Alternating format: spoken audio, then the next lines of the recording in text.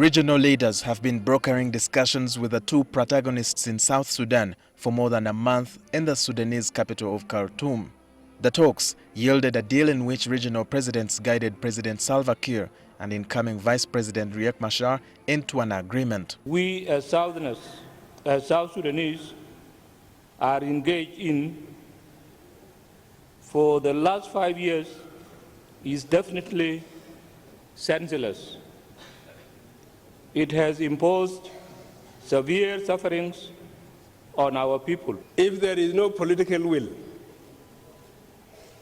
even if we sign beautiful agreements and they are not implemented, we would have done nothing. The deal in the agreement stipulates 35 ministers in a transitional government, 20 from Salva Kiir's party, 9 from Machar's party, and 6 from other parties in South Sudan. Parliament will comprise 550 legislators, 332 from Kiir's group and 128 from Machar's.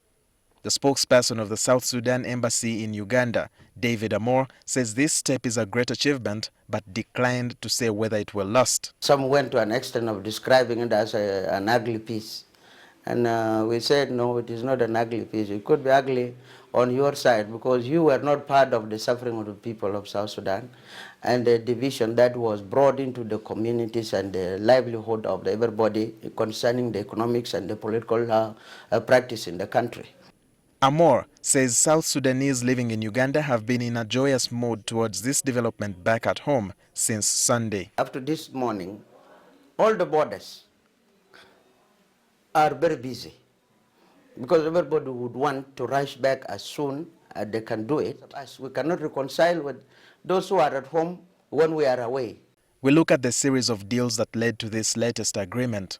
In January 2014, a ceasefire is signed but broken several times, and talks in February fail, leading to violence that displaces more than 1 million people by April. August 2014, peace talks in Ethiopia drag on as fighting continues. 2016 April, Riek Machar finally returns to Juba and is sworn in as first vice president in a new unity government, but is sacked in July after further conflict and goes back into exile. November 2016, UN sacks Kenyan commander of its peacekeeping mission over the failure to protect civilians in Juba during July violence.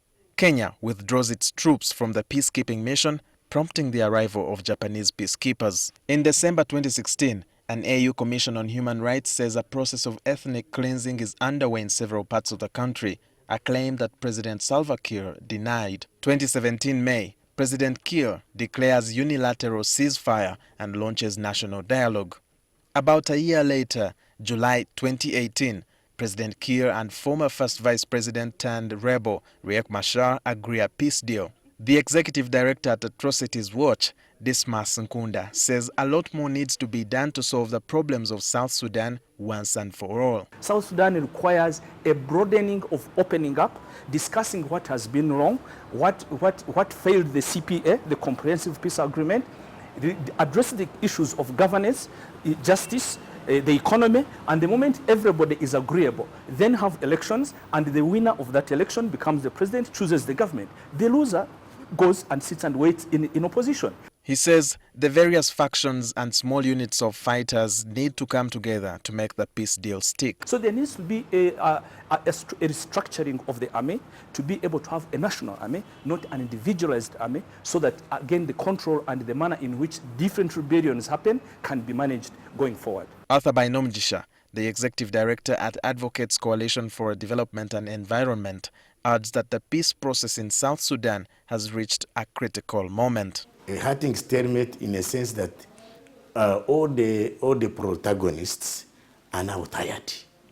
They are war weary and they want this to end.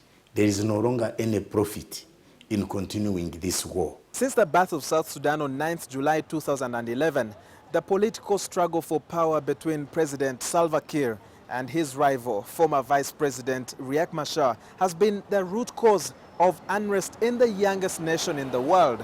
Sunday's peace agreement only renews hopes of ending 5 years of war.